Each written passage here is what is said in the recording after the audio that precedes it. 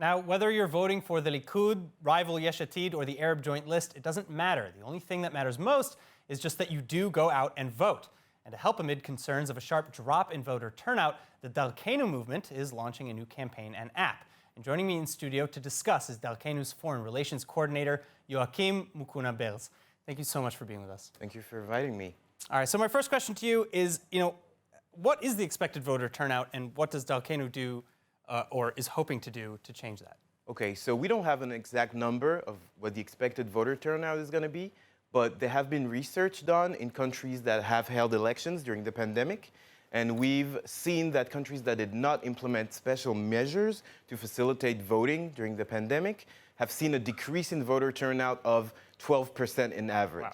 So that's considerable. So what kind of methods are you actively taking to reverse that? Okay, so we're using kind of classic methods, more traditional methods on the ground, but we're also using an app to try to incite people to vote. So if you're an individual user, you can select people in your contacts that you think are not going to go out and vote, and you can incite them to go out and vote. So it's kind of it's an app that empowers other people to kind of empower others. Yes, try to build on personal relationships. And on election day itself, we'll have thousands of volunteers in thousands of poll stations around the country, turning to people that just voted and asking them to do a little extra step and send a text to 3 of their friends or families, reminding them that it's important for them to go out and vote. Wow. All right. So I have to ask that you say that this method is well. Actually, first of all, where does the inspiration for this come from? I understand that it's somewhat inspired by America. Yes. So the Democratic Party in the U.S. has used that extensively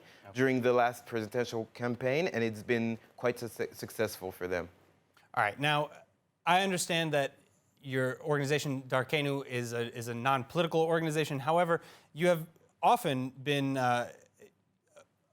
accused of partisan motives. Most specifically, representatives regularly interview anti-Netanyahu protesters and appear to promote them, having even organized a network-led protest in both March and September of last year. So how do you respond? How will you make sure that you are encouraging equal encouragement across the party lines? Well, the answer is pretty simple. We're sending activists to the whole of Israel. We are going to have people, obviously, in Tel Aviv, in Haifa, in Bnei Brak as well. So we want to make sure that we reach out to as many people and as many different sectors of Israeli society that we can. And so, how many volunteers do you have actually who are going out to all these as of today, we have over 1,400, but we have more joining. So yeah, it's got a big. All right. Well, Yoachim, thank you so much for coming in and telling us about this. Go out and vote, please. Go out and vote. Go out and vote. Thank you so much. Thank you so much.